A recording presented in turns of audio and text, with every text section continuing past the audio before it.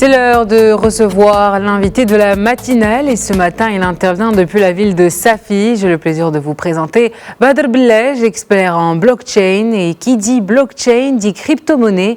Ensemble, nous allons évoquer la montée en puissance des monnaies virtuelles et leur avenir au Maroc. Bonjour Monsieur Belej. Bonjour, merci pour l'invitation.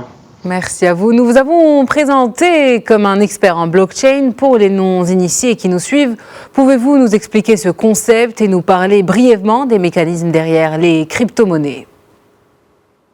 Ok, donc la blockchain, c'est normalement l'ensemble des techniques sous-jacentes aux crypto-monnaies.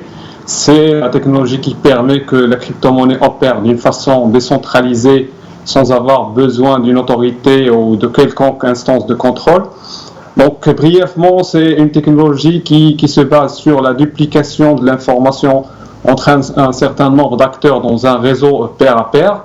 Et donc, en plus d'un consensus mécanisme, un réseau peut arriver à, bien sûr, à un agreement, c'est-à-dire un accord sur la vérification et la validation des transactions qui arrivent sur le réseau, sans avoir besoin de cette entité centrale-là. Donc, brièvement, la blockchain, c'est vraiment un ensemble de techniques qui font qu'un réseau sans entité centrale, sans chef en quelque sorte, arrive à un accord vis-à-vis des transactions qui sont validées, qui arrivent sur le réseau. On enchaîne avec ce chiffre. Un bitcoin est estimé, à l'heure où on parle, à 480 000 dirhams. La barre du demi-million a même été dépassée il y a un mois. Qu'est-ce qui, selon vous, justifie une valorisation si forte du bitcoin ?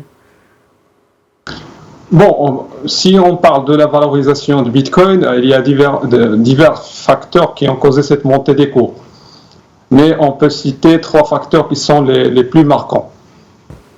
Le premier facteur est l'intérêt croissant des institutions financières. Il faut rappeler que d'abord, il y a eu l'implication de PayPal.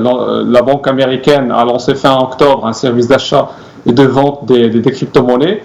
Il y a aussi l'implication des fonds d'investissement parmi lesquels on trouve par exemple MicroStrategy ou encore Raffer. Alors déjà, MicroStrategy, elle a investi à peu près 2 milliards de dollars entre 2020 et 2021. Donc c'est une somme colossale et bien sûr sans oublier l'investissement de 1,5 milliard de dollars qui a été investi par Tesla.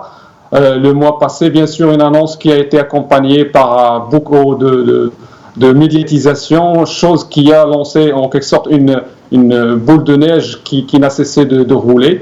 Le deuxième facteur est le climat actuel d'incertitude suite à la pandémie. Donc, de nombreux investisseurs actuellement traitent le Bitcoin comme un actif refuge, un peu comme l'or. Et donc, le Bitcoin profite grandement de l'incertitude aussi sur l'avenir des monnaies, parce qu'il y a actuellement en quelque sorte une bulle monétaire. Et donc le Bitcoin est de plus en plus choisi pour diversifier un portefeuille et réduire la dépendance au système financier traditionnel. Je rappelle aussi que Tesla, lors de son investissement en Bitcoin, il a justifié cette action par le fait qu'il veut diversifier ses actifs et donc pour avoir bien sûr plus de sécurité. Un troisième facteur qui est très important mais qui est souvent sous-estimé, c'est le fait qu'il y a des taux d'intérêt actuellement très faibles, voire négatifs, surtout pour tout ce qui est obligation. Je m'excuse.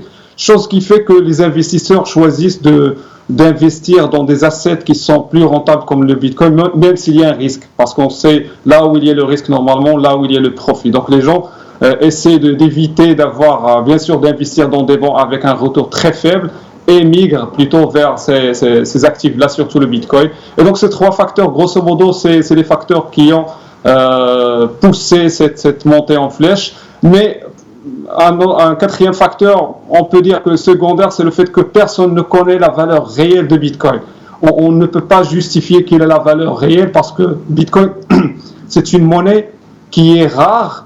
Et seule l'adoption et seul l'usage va définir dans le futur quelle est la valeur exacte ou plutôt la valeur réelle intrinsèque de cette monnaie parce qu'il y aura juste 21 millions de bitcoins dans la nature et on ne peut pas dire vraiment est-ce que 50 000, 100 000, 1 million ou 3 dollars c'est le vrai le vrai cours. Et donc, le marché va décider, bien sûr, va dire son mot sur le cours.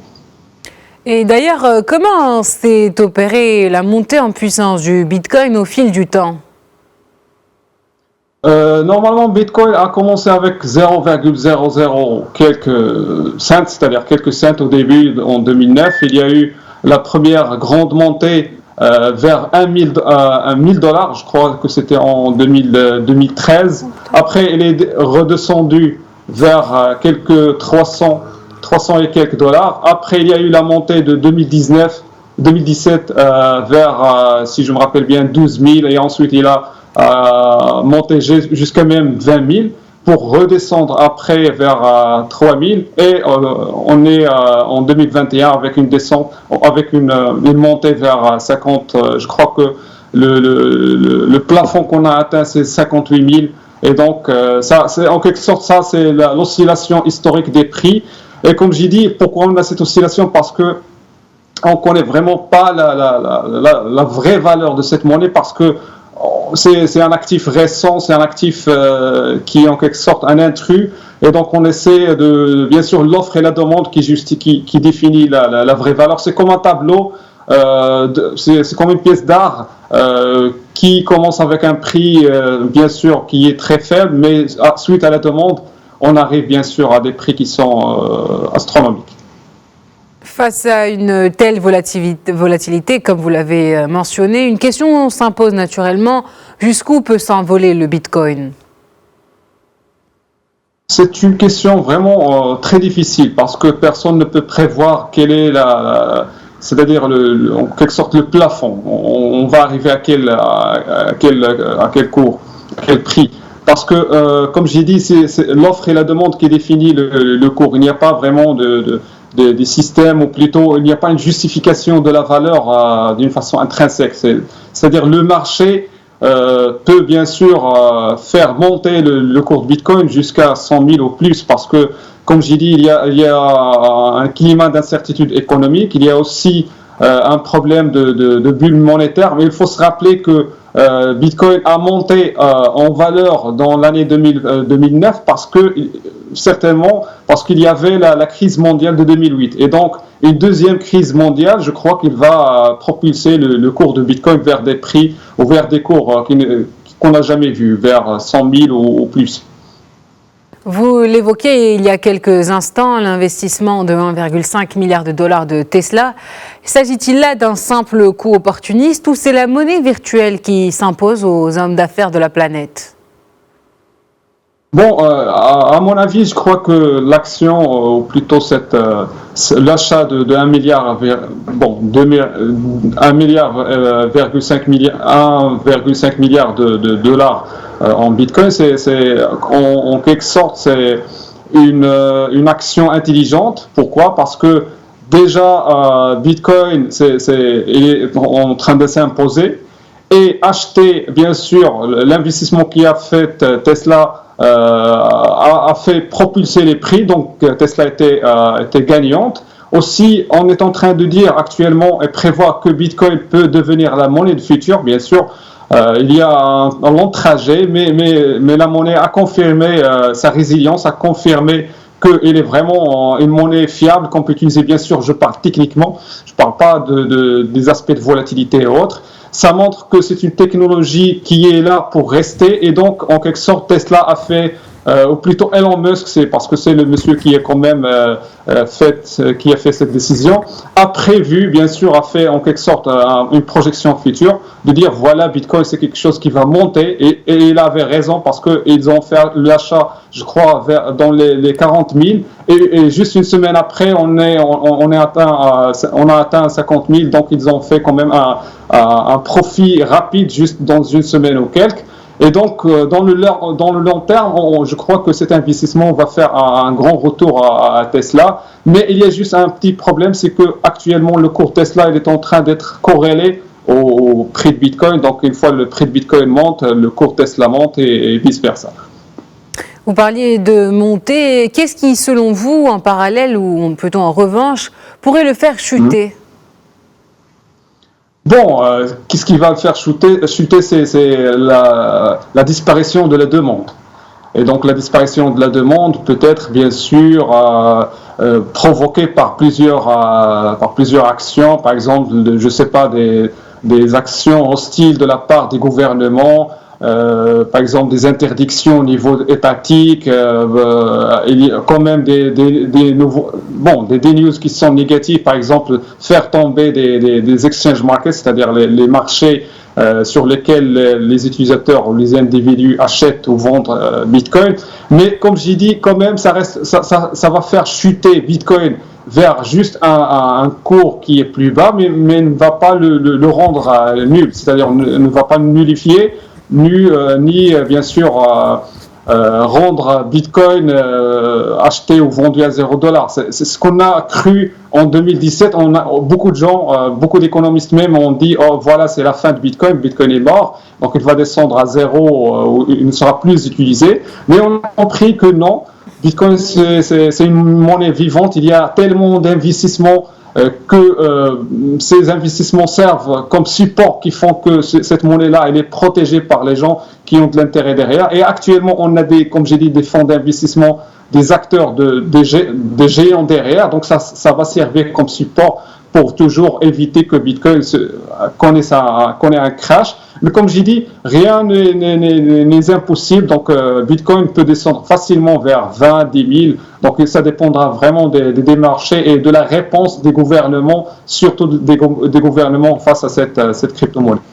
Justement, au Maroc, on a assisté en 2017 à une véritable levée de bouclier de la part de la Banque centrale qui avait appelé à la méfiance sur les crypto-monnaies qui n'ont d'ailleurs toujours pas de droit de cité au Maroc.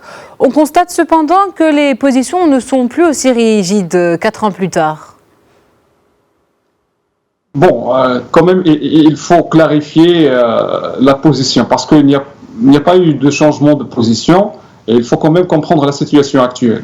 Certes, le Maroc a annoncé l'interdiction des crypto-monnaies via le communiqué que vous avez cité, qui a été signé par le Banque Maghreb, l'AMMC et l'Office d'échange. Mais 2 ans après, le gouverneur a annoncé qu'il a signé le communiqué quand même, ou le BAM a signé le communiqué pour prévenir le consommateur que Banque Maghreb n'a pas le pouvoir d'interdire ou d'autoriser Bitcoin. Et donc, il a aussi affirmé que Banque Maghreb a un roadmap digital dans laquelle les crypto-monnaies et Bitcoin figurent.